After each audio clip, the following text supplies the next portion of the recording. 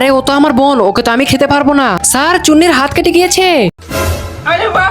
আরে তোর তো অনেক কেটে গিয়েছে, তাড়াতাড়ি ওকে হসপিটালে নিয়ে যা তো। জি স্যার, আমি ওকে হসপিটালে নিয়ে যাচ্ছি।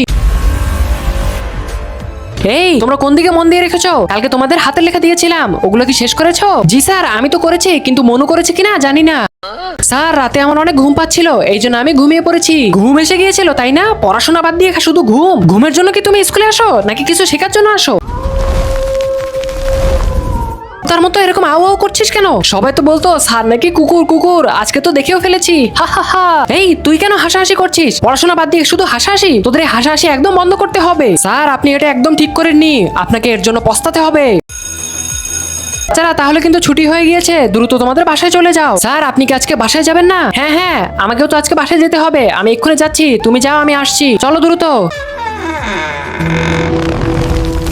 আরে এটা কি? কি মনে করেছেন স্যার আপনি আমাকে মারবেন আর বেঁচে যাবেন? বন্ধুরা লাইক করো আর সাবস্ক্রাইব করো আর কমেন্ট করে জানিয়ে দাও আমি স্যারকে ছেড়ে দিব নাকি খেয়ে ফেলবো।